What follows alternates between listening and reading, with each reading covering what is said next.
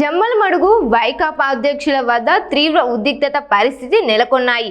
ఆ party MLC రామసుబ్బారెడ్డిని arrest చేసిన నేపథ్యంలో ప్రొద్దుటూరు మాజీ శాసనసభ్యులు రాచమల్లు శివప్రసాద్ రెడ్డి, కడప జిల్లా అధ్యక్షుడు కమలాపురం మాజీ ఎమ్మెల్యే రవీంద్రనాథ్ రెడ్డిలు జమ్మలమడుగు వచ్చారు. ఈ సందర్భంగా కూటమి ప్రభుత్వంపై రాచమల్లు తీవ్ర ఆరోపణలు చేశారు.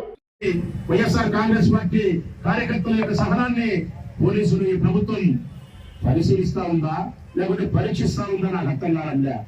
ఇది ఎక్కడ న్యాయమయ్యా? ఇది ఎక్కడి సత్యమయ్యా? ఇది మీరు 20 లక్షల రూపాయల డబ్బులు తీసుకొని న్యాయంగా రావాల్సిన ఉద్యోగాన్ని, ప్రతిభ ఉండే వారికి ఉద్యోగం రావాల్సిన ఉద్యోగం రాకుండా 20 లక్షల రూపాయల ఉద్యోగాలు అమ్ముకుంటే ఇది అన్యాయము.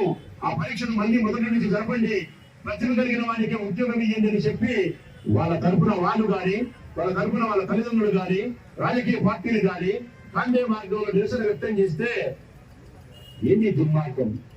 పోలీసుల్లో పంపించి గుడారాల పైన, శిబిరాల పైన దాడులు చేసి బలవంతంగా ఈడ్చకపోయి తెలుగుదేశం పార్టీ గూండాలు, రౌడీలు ఇక్కడ ఎమ్మెల్యేలు వచ్చి దాడి చేయడం ఏంది? మూత్రం మా మీద పొయ్యడం ఏంది? మా మనుషులు కొట్టడం ఏంది? మా జెండాలు సించడం ఏంది?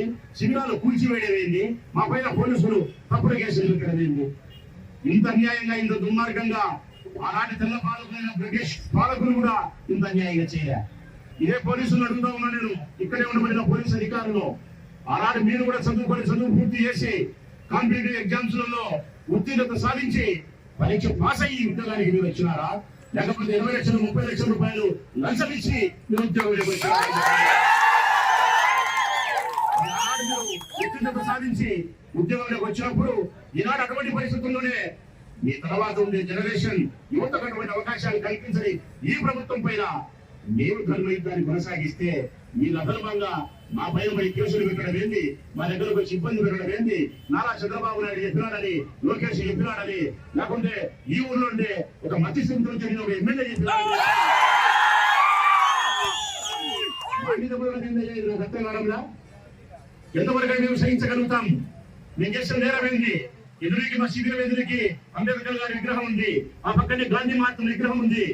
ఈ గాంధీ మహాత్ముని యొక్క విగ్రహాలు, అంబేద్కర్ యొక్క విగ్రహాలు స్ఫూర్తి కోసం పెట్టుకున్నావా, అలంకారం కోసం పెట్టుకున్నామని చంద్రబాబు నాయుడు గారిని ప్రశ్నిస్తా ఉన్నా, పోలీసు అధికారులు ప్రశ్నిస్తా ఉన్నారు, ఎదురు పంపిస్తా ఉన్నారు. తప్పు చేసేది మీరే, ఆ తప్పును ప్రశ్నించే మమ్మల్ని జైలుకి పంపేది మీరే. పోలీసులు మీరు పోలీసులాగా చూడడంలా ఈ ప్రభుత్వం పోలీసులను వారి ప్రైవేట్ సైన్యంగా భావిస్తా ఉంది. చంద్రబాబు నాయుడు గారి యొక్క, లోకేష్ గారి యొక్క ప్రైవేట్ సైన్యమే ఈ పోలీసులు. ఈ పోలీసులు అడ్డం పెట్టుకొని పరిపాలన ప్రజాస్వామ్యంలో చేయలేరు.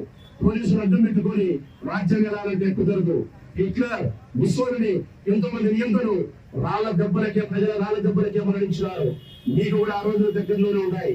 నేను స్పష్టంగా చెప్పగలిగింది ఒకటే, మన స్వేచ్ఛ కోసం, మన స్వాతంత్ర ఉద్యమాన్ని ఇక్కడ మీరు భగ్నం చేస్తే పోలీస్ స్టేషన్ లో చేస్తాం, పోలీస్ స్టేషన్ లో తీస్తే అంబేద్కర్ విగ్రహం దగ్గర కూర్చొని దీక్ష చేస్తారే తప్ప ఈ బెదిరింపులకు ప్రభుత్వం పోలీసులు పంపించి దౌర్జన్యం చేస్తే ఆగే పరిస్థితుల్లో ఉండవు.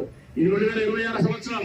అబ్బా అంటే కళ్ళు మూసి తెలిసిన లోపల 27 వస్తుంది, తర్వాత 28 వస్తుంది, తర్వాత ఈ దీన్ని పెంచడానికి 29వ సంవత్సరం కూడా ఆ రోజు రాష్ట్రంలో ఏ ఒక్కరు కూడా మీరు ఇటువంటి కార్యక్రమాలు చేయగలుగుతారని అడుగుతా ఉన్నాం. ఒక్క మాట అడుగుతాం మా చంద్రబాబు నాయుడు గారిని, దీనికి సమాధానం చెప్పాలని ఇదే సవాలైనా. ఎలక్షన్ల కంటే 6 నెలల ముందు మీరు ఒక తప్పుడు పని చేస్తే, ప్రజలకు సంబంధించిన డబ్బులు మీరు కొట్టేస్తే, మీ మీద పోలీసులు కేసు పెడితే, జడ్జి గారు రిమాండ్ ఇస్తే 53 రోజులు మీరు జైలుకు రిమాండ్కు పోతే, ఆ 53 రోజులు ఈ దేశ స్వాతంత్రం కోసం ఉద్యమం చేసిన పెద్ద నాయకుడిలాగా మీ కార్యకర్తలు రోడ్డు మీదకి వచ్చి నెలల తరబడి 30-40 రోజులు ఇదే జమ్మలమడుగులోను, ఇదే ప్రొద్దుటూరులోను రాష్ట్ర వ్యాప్తంగా మీ కార్యకర్తలు బయటకు వచ్చి 30 రోజులు నిరసన కార్యక్రమాలు చేస్తే, ఏ ఒక్క రోజున మా జగన్మోహన్ రెడ్డి గారు ముఖ్యమంత్రిగా ఉన్నప్పుడు మేము ఆ శిబిరాన్ని కూర్చడం కానీ, మీరు ధర్నా చేయకుండా ఆపడం కానీ, ఆనాటి మా పోలీసులు పంపించి మీ మీద కేసులు పెట్టడం కానీ మేము చేసినామా అని అడుగుతా ఉన్నాము. మరి నిజంగా ఆ రోజు మేము చేయాలనుకుంటే మీ కార్యకర్తలు ఒక్కరోజు ధర్నా చేసి ముందు అడుగుతా ఉన్నాం. మరి జగన్మోహన్ రెడ్డి గారి నాయకత్వంలో ఆ రోజు పోలీసులు స్వేచ్ఛగా వారి ఉద్యోగాన్ని చేయగలిగినారు. నిరసనకారులు స్వేచ్ఛగా, శాంతియుతంగా వారి నిరసన వ్యక్తపరచగలిగినారు. అది ప్రభుత్వం అంటే, అది నిరసన అంటే, అది ఆనాటి పోలీసులు అంటే. మరి ఈనాడు ఏం లేదా మీరు